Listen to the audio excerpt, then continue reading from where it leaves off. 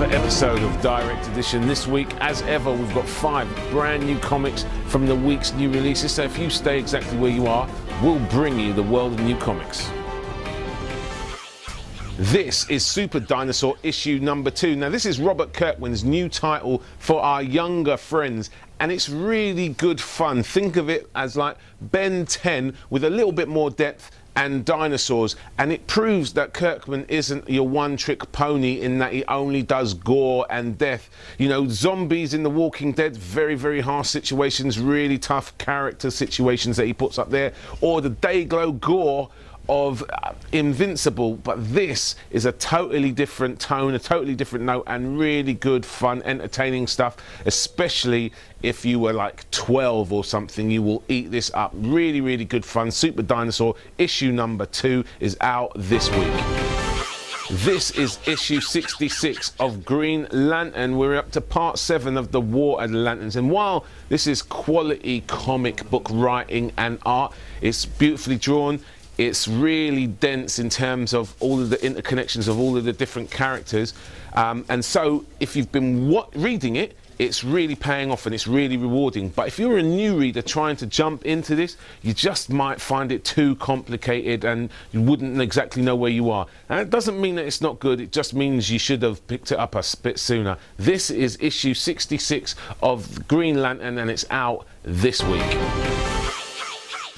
This is Future Foundation issue number 4, and this ongoing series continues to go from strength to strength. There's a lot going on with story strands for Ben, for Sue, and for Reed. Reed's is real fun at the moment as he is in a council of war, if you will, with some of the biggest brained people on the planet. Turns out though, most of the people in possession of the biggest brains also happen to be fairly evil. Make of that what you will. Really, really good stuff. This, highly recommended. It's out this week. FF issue 4. Check it out. This is issue 629 of Incredible Hulks, and it's, you know, action-packed as you'd expect from your typical Hulk book. You know, lots of Hulk smash and that sort of stuff going on, but there's a real emotional undercurrent running through this, and a real heart-wrenching moment for Bruce Banner, the Hulk, at the end of this as a bit of a cliffhanger. I really loved the Hulk. It's really been good fun with Greg Pak writing it, so if you haven't been checking out, it might be worth getting involved in. This is the Incredible Hulks issue 629, out this week.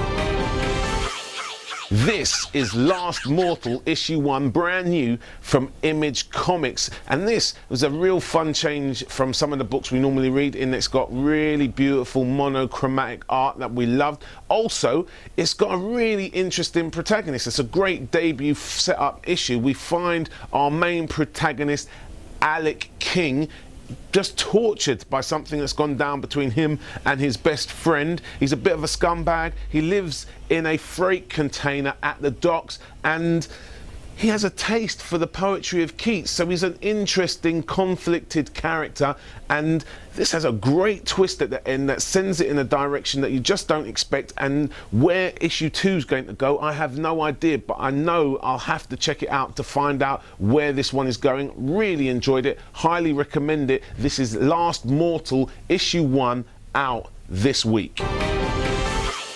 So that's pretty much your lot for this week. Thanks so much for being with us. We'll be back next week, but until then, make sure you check us out on Twitter, on YouTube, and of course at our brand new blog.